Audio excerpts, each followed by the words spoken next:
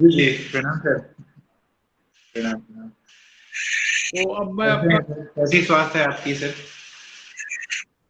तो बहुत बहुत स्वागत है हमारे सभी विद्यार्थियों का। बहुत स्वागत है।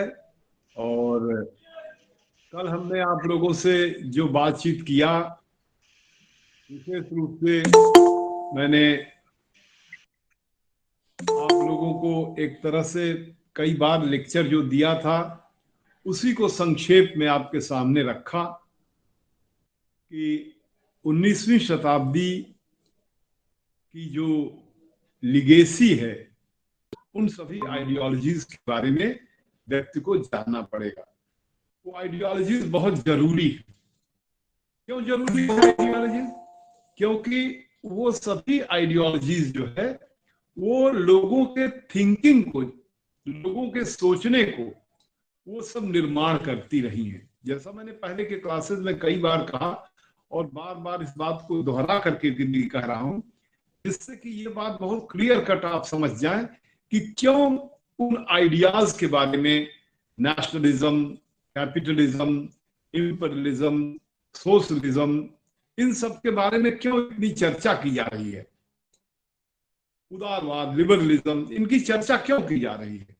क्योंकि यही सब आइडियोलॉजीज थी, आइडियाज थी, आदर्शिकी थी, वैचारिकी थी, जिनसे पूरा 1850 के बाद का जो पूरा विश्व है, जो इतिहास है, वो इन सब आइडियोलॉजीज से विभिन्न देशों में बहुत दूरी तक लोग प्रभावित हुए।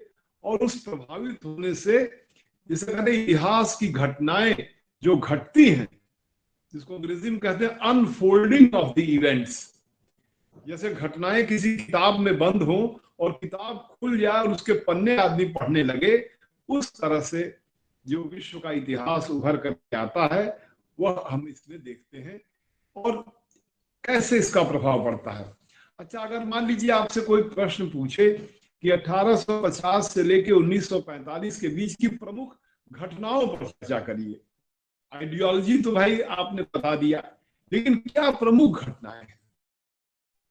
तो प्रमुख घटनाओं को वर्णन करते समय हम ये बात जरूर कहना चाहेंगे आप लोगों से, और अगर माने सभी घटनाओं में हायरार्की बनाना हो कि सबसे इंपॉर्टेंट घटना कौन है, उसके बाद कौन इंपॉर्टेंट घटना है, उसके बाद कौन इंपॉर्टेंट घटना है, तो मेरे दृष्टिकोण से 1850 के बाद से सबसे इंपॉर्टेंट घटना थी पूरे विश्व में बड़े रैपिडली टेक्नोलॉजिकल चेंजेस होते हैं।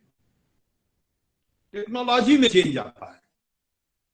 जो टेक्नोलॉजी में चेंज, जैसा मैंने पहले के क्लास में बताया कि 1790 के टेक्नोलॉजिकल चेंज से इंडस्ट्रियल रिवोल्यूशन होती है ब्रिटेन में, और उस इंडस्ट्रियल रिवोल्यूशन के चलते ब्रिटेन पूरे विश्व में कब्जा कर लेता है। उसी तरह से 1850 के बाद भी बहुत बड़े मेजर टेक्नोलॉजिकल रिवोल्यूशन होते हैं, खासतौर से परिवहन के क्षेत्र में। परिवहन के क्षेत्र में अर्थात जो बड़ी बड़ी जो समुद्री जहाज हैं उनको बनाने के क्षेत्र में बहुत बड़े बड़े समुद्री जहाज बनते हैं। और इसी के साथ जैसा मैंने बताया कि इंफॉर्मेशन रिवोल्यूशन एक होता है पूरे विश्व में। अभी जो इंटरनेट वगैरह से इंफॉर्मेशन रिवोल्यूशन हम लोग बताते हैं कि खास तौर से इंटरनेट वगैरह की सुविधा आ जाने से पूरा विश्व एक तरह से रिवोल्यूशनाइज हो गया।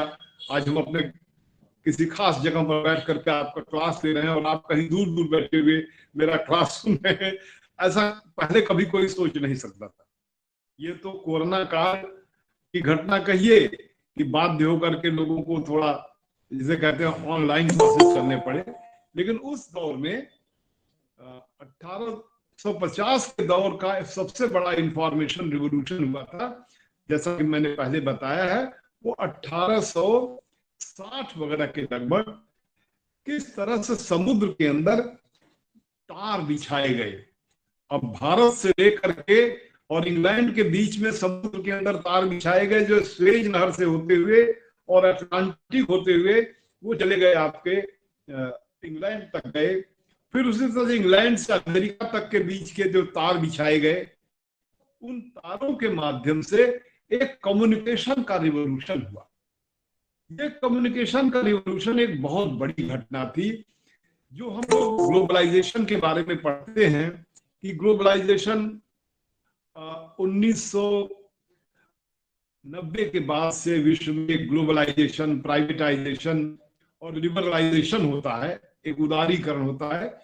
आप कह सकते हैं कि 1860 के बाद से या इवन 1850 के बाद से पूरा विश्व एक खास किस्म का ग्लोबलाइजेशन को विटनेस करता है, जिसमें इंफॉर्मेशन रिवोल्यूशन के माध्यम से और कम्युनिकेशन के रिवोल्यूशन के माध्यम से, ट्रांसपोर्टेशन के फील्ड के रिवोल्यूशन के माध्यम से पूरा विश्व बहुत सिकुड़ता चला जाता है।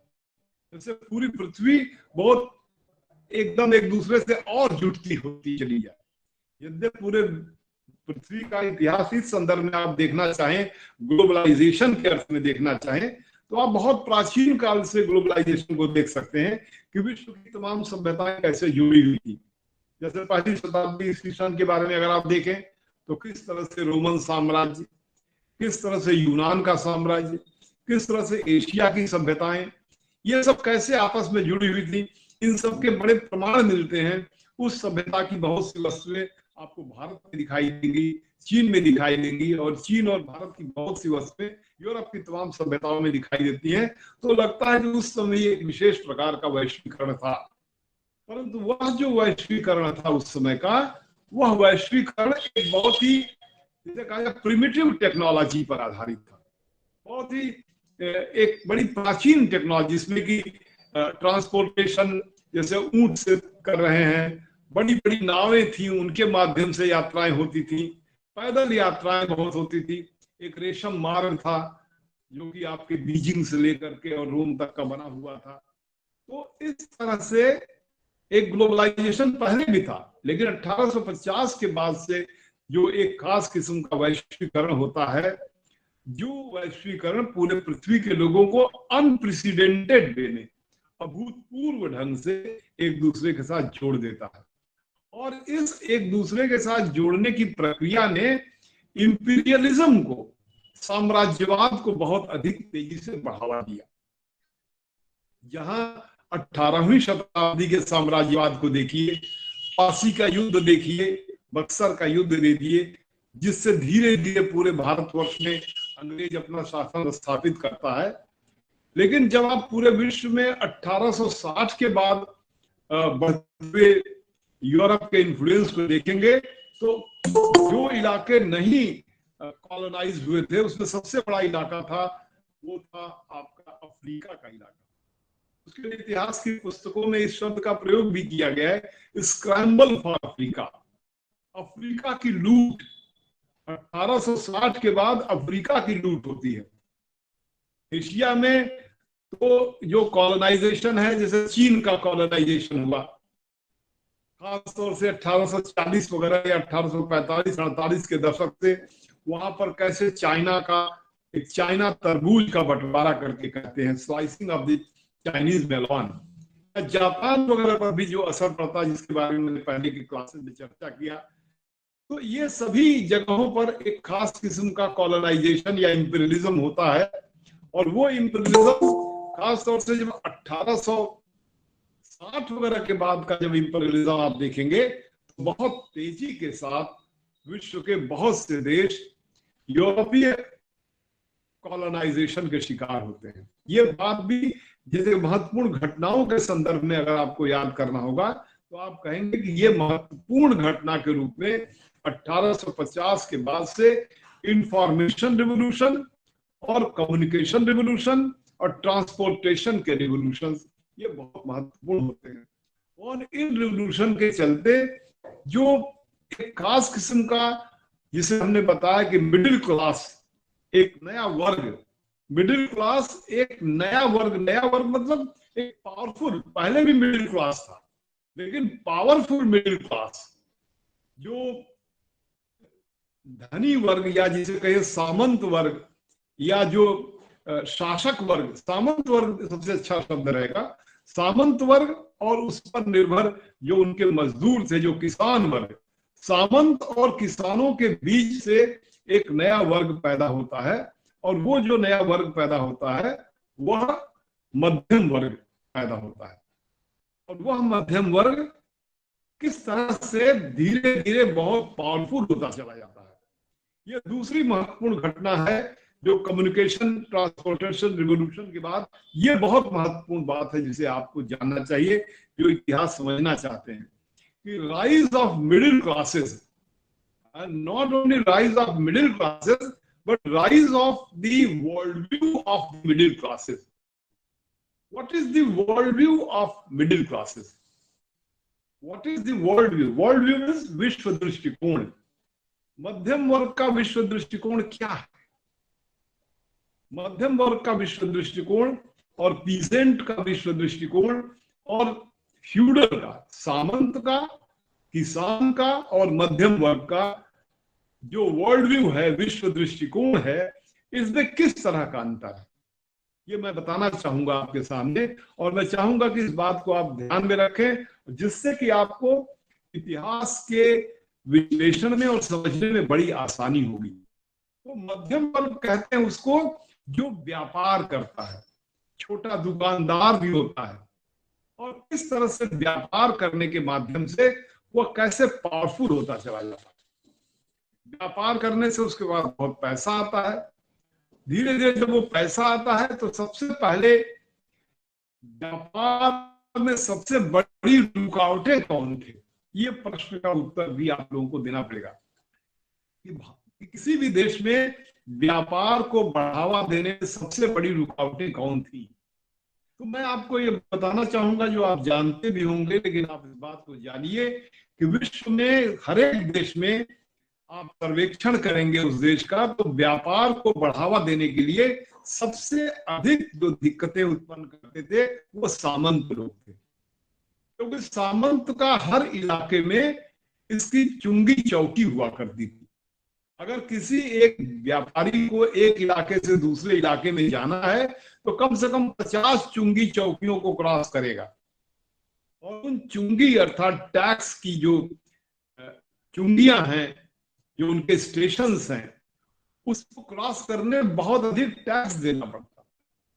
तो जो सामान व्यापारी ने किसी कारीगरों का जो समूह होता था, उन कारीगरों के समूह को सामान देकर, अपना सामान दे करके व्यापारी सामान बनवा करके फिर बाजार में ले जा करके बेचने के लिए जाता है, तो उसका सामान बहुत महंगा हो जाता उसी देश में। तो इस जो मध्यम वर्ग है, जो व्यापारी वर्ग है, जो कमर्शियल है, जो बुर्जुआ है, ये बुर्जुआ जो बिजनेस करके पैसा कमाना चाहता है, उसका सबसे बड़ा दुश्मन जो है वह फ्यूडल क्लास है।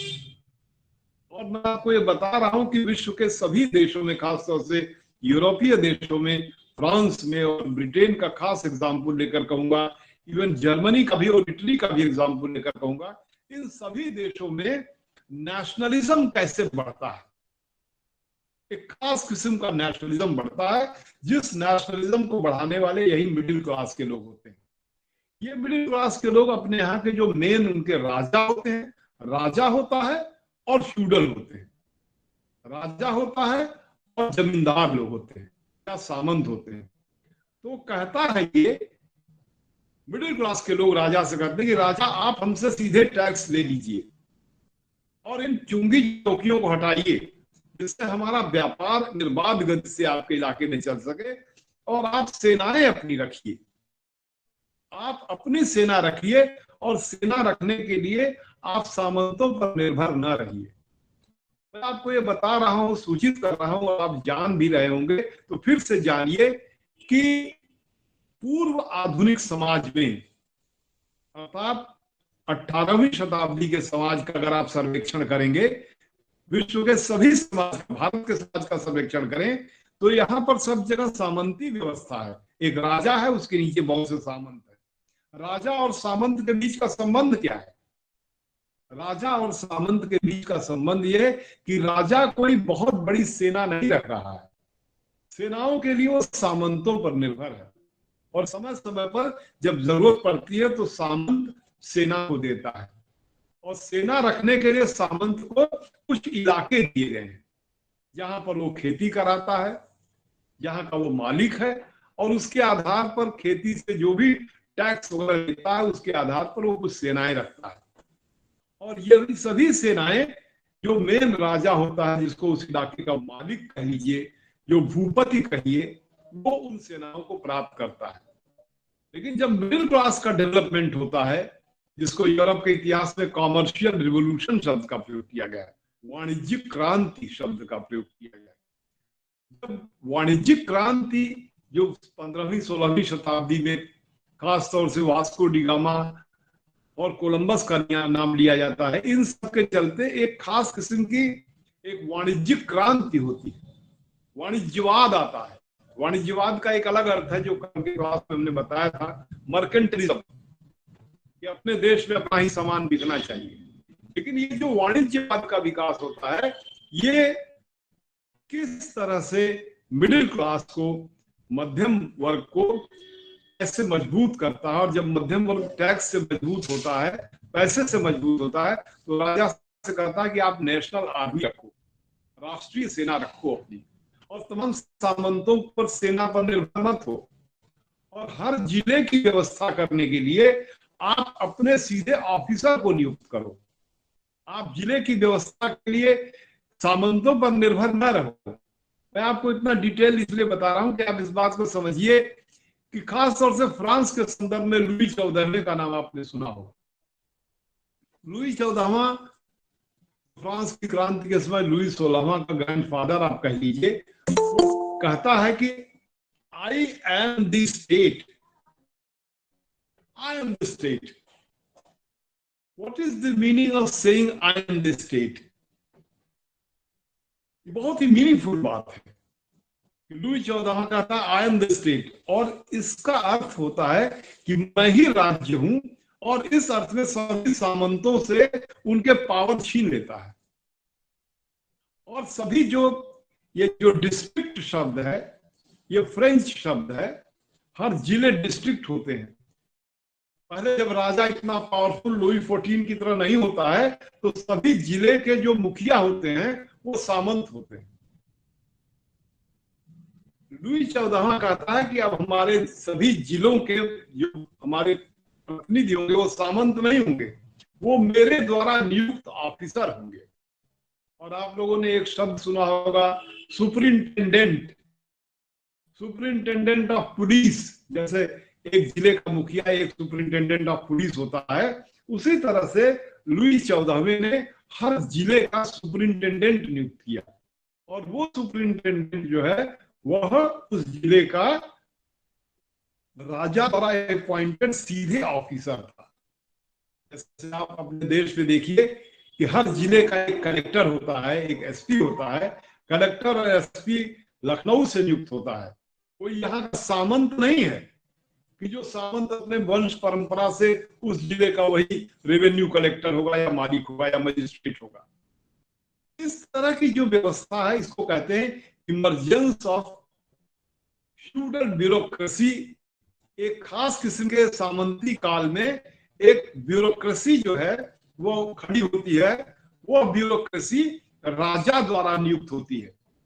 ऐसे ही समानांतर ब्यूरोक्रेसी आप अगर भारतवर्ष के संदर्भ में देखें, मुगल काल का अध्ययन करें, तो आप पाएंगे मुगल काल में खास तौर से अकबर ने, अकबर के एडमिनिस्ट्रेशन को अगर आप पढ़ेंगे तो देखेंगे उसने भी हर जिले लेवल पर, हर प्रांत लेवल पर, जिले लेवल पर अपने यहां से नियुक्त किया, अपनी नौकरशाही को नियुक्त किया। और वो नौकरशाही सीधे राजा के प्रति या जो बादशाह होता था उसके प्रति जिम्मेदार होती थी। तो इस तरह से राज्यों के प्रकृति में जो परिवर्तन होता है कि जो फ्यूडल राज्य हैं वो एक खास किस्म के नेशनल राज्य में कन्वर्ट होते हैं। फ्यूडल राज्य जिसमें सामंत लोग हर इलाके के मालिक होते हैं। सामंत लोगों के पास भी एक पार्लियामेंट होती थी। ये जो पार्लियामेंट शब्द है ये फ्रेंच शब्द है। पार्लियामेंट, पार्लामा, फ्रेंच में उच्चारण पार्लामा है। तो पार्लियामेंट जो है वह हर एक जिले की एक पार्लियामेंट होती थी फ्यूडल पीरियड में। जो फ्यूडल सामंत होता था, मुखिया होता था, उसमें भी चुने हुए लोग होते थे।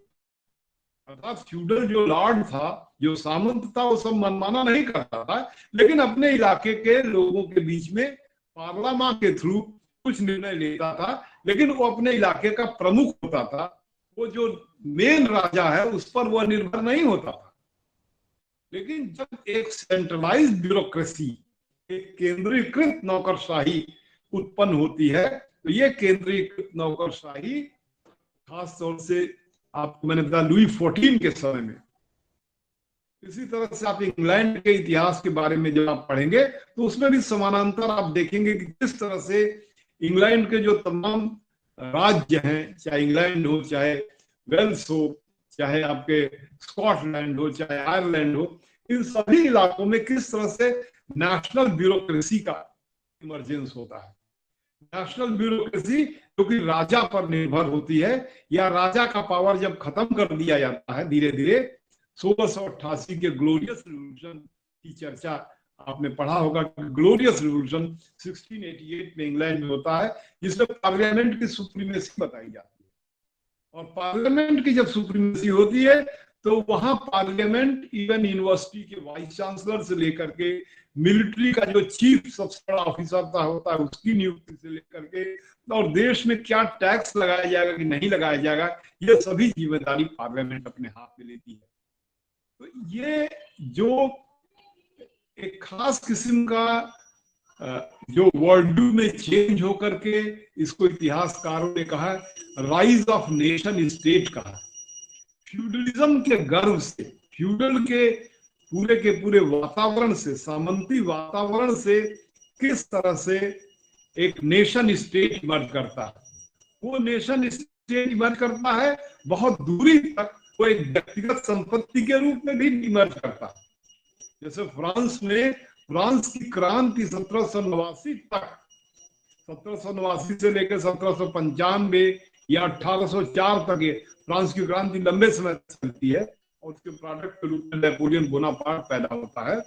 तो ये फ्रांस की क्रांति का अल्टीमेट रिजल्ट क्या होता है? उसका अल्टीमेट रिजल्ट ये होता है कि फ्रांस एक किसी वंश का, वहां पर बूर्बो वंश था, बूर्बो वंश की व्यक्तिगत संपत्ति फ्रांस थी, और उससे वो बदल करके वह फ्रांसीसी जनता का फ्रांस हो जाता है। फ्रांस फ्रांसीसी जनता का हो जाए, और फ्रांसीसी जनता द्वारा बनाया गया संविधान फ्रांस के ऊपर लागू हो, और उसी संविधान के अंतर्गत जैसा मैंने बताया स्वतंत्रता, समानता और बंधुत्व, और सरकार के तमाम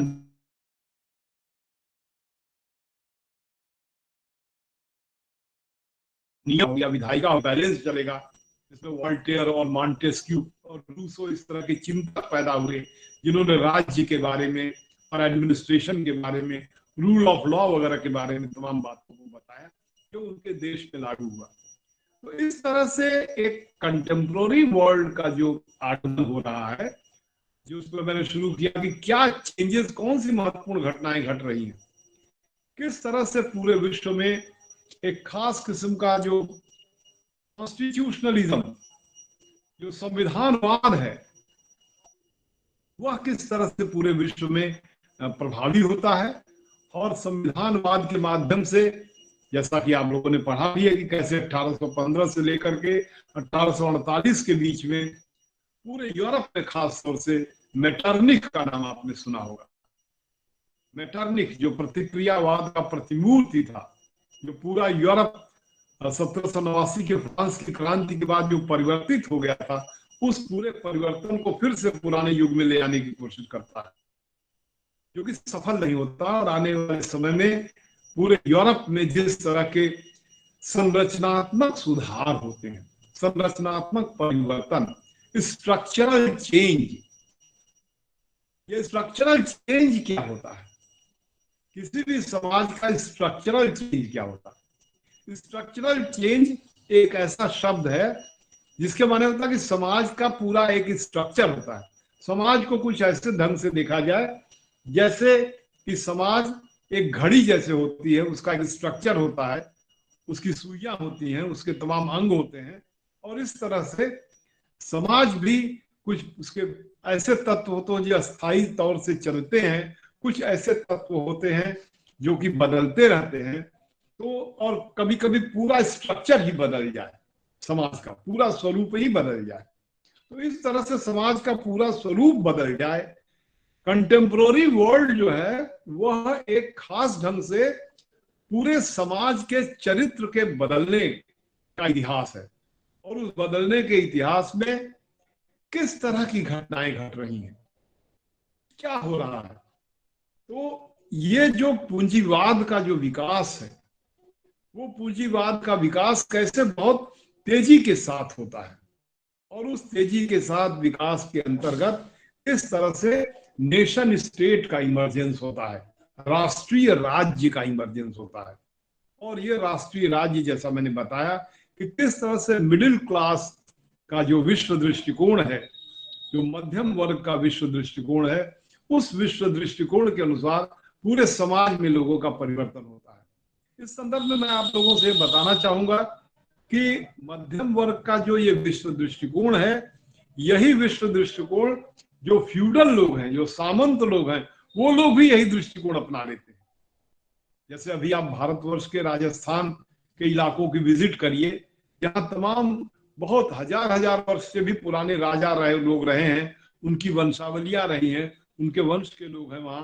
अगर आप वहां जाएंगे देखेंगे कि सभी राजा लोग एक तरह से बुर्जुआ हो गए। बुर्जुआ मतलब मध्यम वर्गीय चरित्र रख लिए।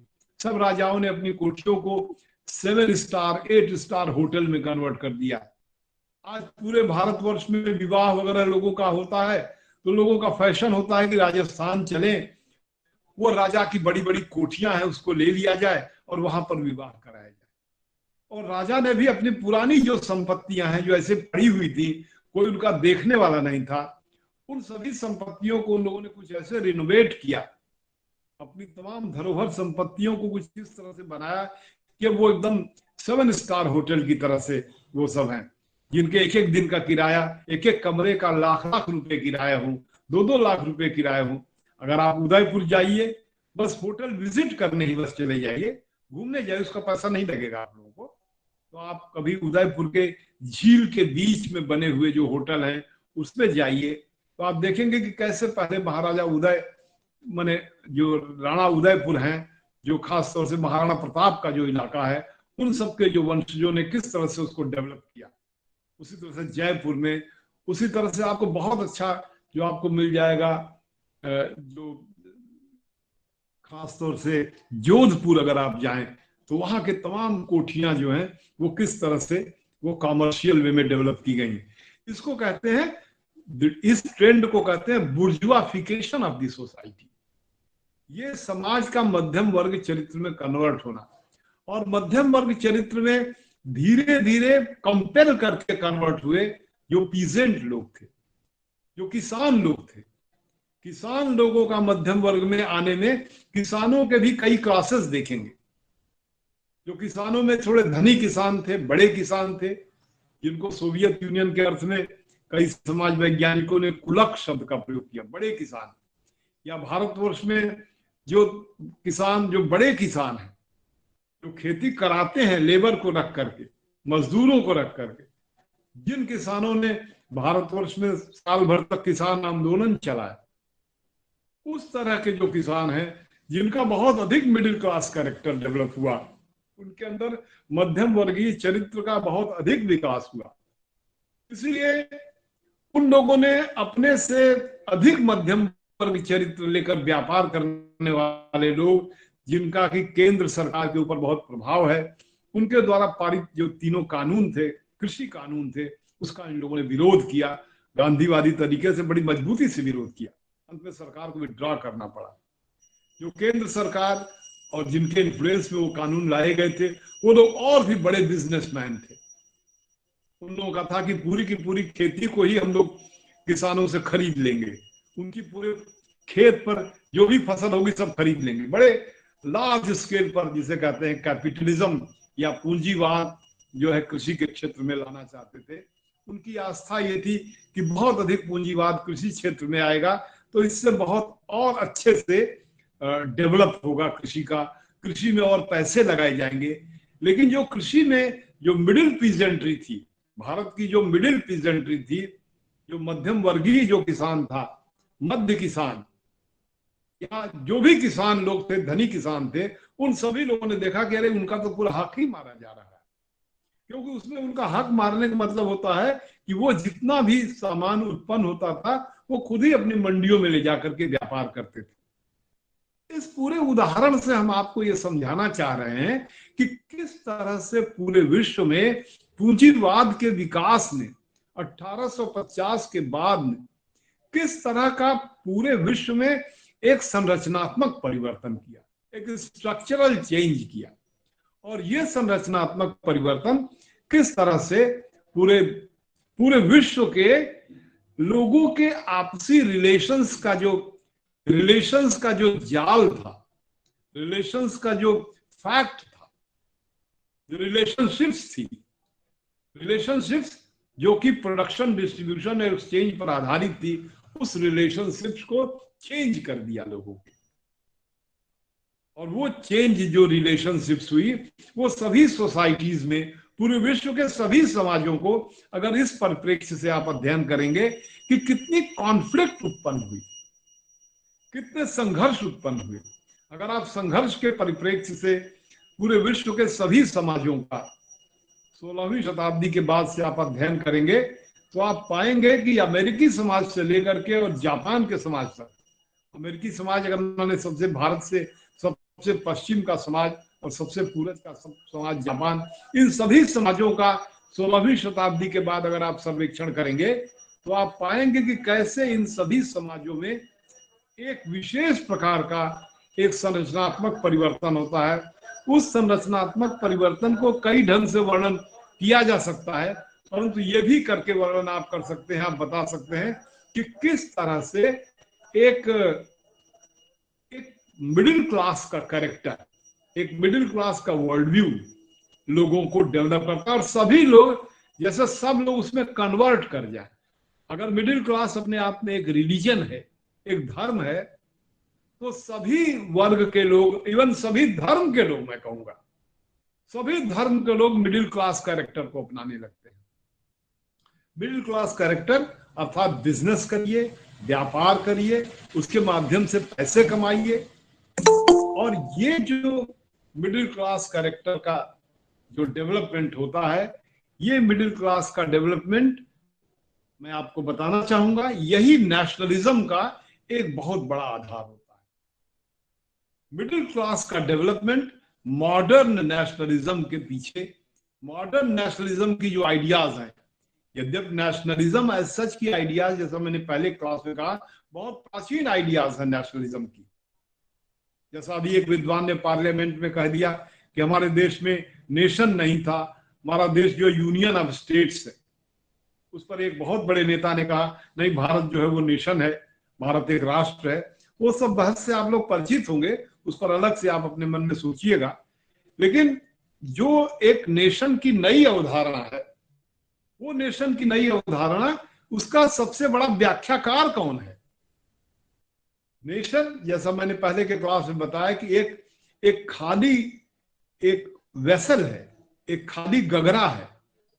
उस खाली गगरे में परिभाषाओं के रंग भरे जाते हैं। इस तरह से हजारों प्रकार के नेशनलिज्म आपको दिखाई देते हैं। और वो नेशनलिज्म किसी एक देश में कैसे डोमिनेंट हो जा रहा है, ये बहुत ही महत्वपूर्ण है विश्व के इतिहास को समझने के लिए कि एक खास किस्म का नेशनलिज्म क्यों जर्मनी में पॉपुलर होता है, एक खास किस्म का नेशनलिज्म क्यों जो है वह इटली में पॉपुलर होता है, एक खास किस्म का नेशनलिज्म क्यों जापान में पॉपुलर होता है, और उसकी तुलना में एक दूसरे ढंग का नेशनलिज्म इंग्लैंड में कैसे पॉपुलर होता है, एक दूसरे ढंग का नेशनलिज्म कैसे फ्रांस में पॉपुलर होता है, और एक अपने प्रकार का नेशनलिज्म कैसे अमेरिका में पॉपुलर होता है, एक विशेष प्रकार का नेशनलिज्म भारत में कैसे पॉपुलर होता है।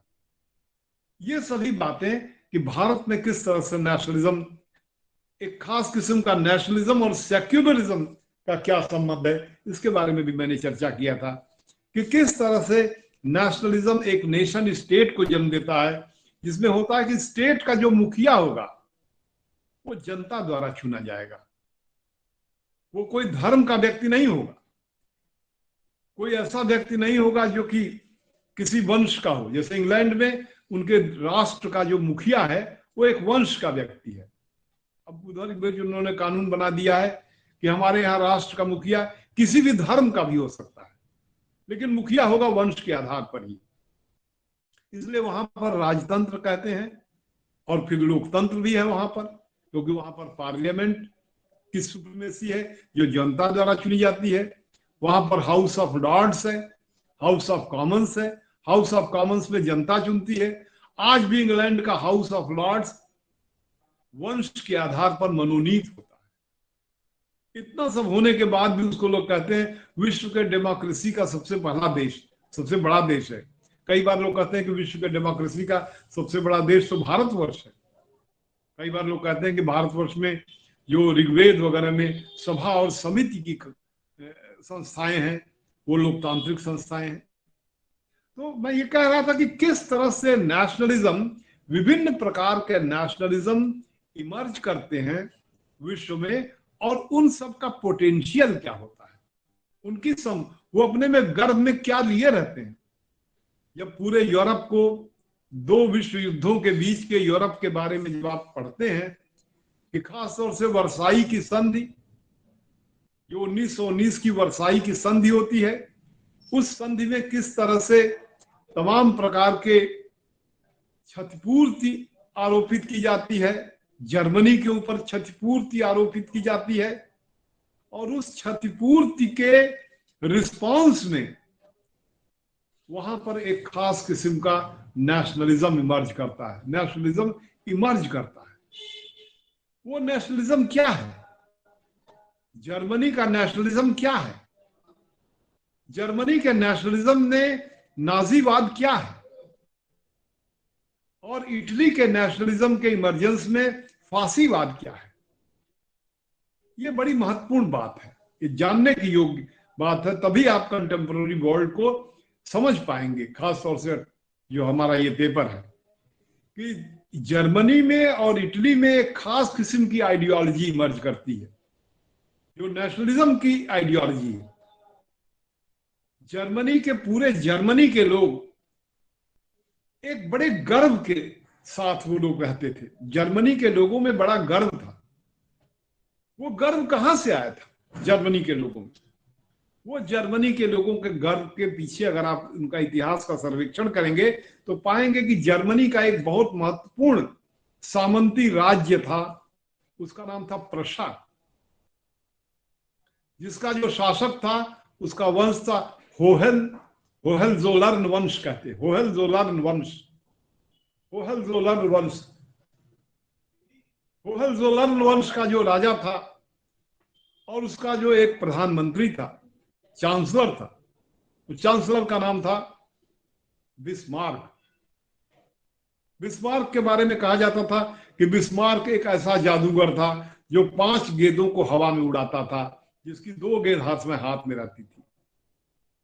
बिस्मार्क एक सामंती राज्य का मुखिया था, और सामंती राज्य के पास क्या एम्बिशन था कि पूरे जर्मनी के जो तमाम 300 रियासतें हैं, जिसको कि तोड़ करके 30 रियासतों में बदल दिया था नेपोलियन बोनापार्ट ने, वो सभी रियासतें एक राजमंडल के अधीन आ जाए, होहेनजोलर्न वंश के अंदर आ जाए। और इसके लिए उसने किया क्या? उसने फ्रांस से युद्ध किया। खासतौर से 1871 के फ्रांस और प्रशा के युद्ध को बहुत याद करने की जरूरत है। खासतौर से जब आप इस बात का अध्ययन करना चाहेंगे कि जर्मनी में फांसीवाद के राइज के पीछे, जर्मनी में नाजीवाद के राइज के पीछे क्या कारण था। जैसे पूरे यूरोप की राजधानी एक समय में पेरिस थी, खासतौर से फ्रांस की क्रांति के बाद और नेपोलियन बोनापार्ट के समय से फ्रांस की राजधानी, पूरे यूरोप की राजधानी जो है वो, जैसा मैंने पहले के क्लास में बताया, वो पेरिस हो गई थी। कि पेरिस को जुकाम होता था तो इतिहासकारों ने लिखा कि पूरा यूरोप छींकता था। इतिहासकारों ने लिखा कि पूरे यूरोप का इतिहास एक देश, एक घटना और एक व्यक्ति का इतिहास हो जाता। वो देश फ्रांस था, वो घटना फ्रांस की क्रांति, और वो व्यक्ति जो था नेपोलियन बोनापार्ट था। वो नेपोलियन बोनापार्ट का जो भतोया नेपोलियन III था, जिसके जिसका युद्ध खास तौर से बिस्मार्क की सेनाओं के साथ होता है, जिसके बारे में कहा जाता है कि बिस्मार्क की सेनाएं फ्रांस के, जिसे कहते हैं शीश महल, जिसे लुई 14वें ने बनाया था, वर्साई का महल जो है वो लुई 14वें का, जिसने कहा था आई एम द स्टेट, उस लुई 14वें द्वारा बनाए गए शीश महल में इतिहासकार लिखते हैं कि जर्मनी की सेनाएं फ्रांस के सीने पर पैर रख करके, ऐसे करके शब्दों का प्रयोग किया जाता है, फ्रांस के सीने पर पैर रख करके जर्मनी की सेनाओं ने या प्रशा की सेनाओं ने फ्रांस को पददलित करके जर्मनी के एकीकरण की घोषणा की गई। जर्मनी के एकीकरण की जो घोषणा की गई उसमें जर्मनी के दो प्रांतों को छीन लिया गया। दो प्रांत थे, अल्सेस और लोरैन। अल्सेस और लोरैन, जिसके बारे में इतिहासकार लिखते हैं कि जैसे मां की गोद में दो दूध पीने वाले बच्चे हों, वो अल्सेस लोरैन था। फ्रांस से अल्सेस लोरैन को छीन करके प्रशा ने जर्मन नेशनलिज्म का निर्माण किया। वह जर्मन नेशनलिज्म जो कि खास तौर से बिस्मार्क के अधीन 1870 से 1890 तक के बीच में पूरे यूरोप की राजधानी बर्लिन हो गई थी।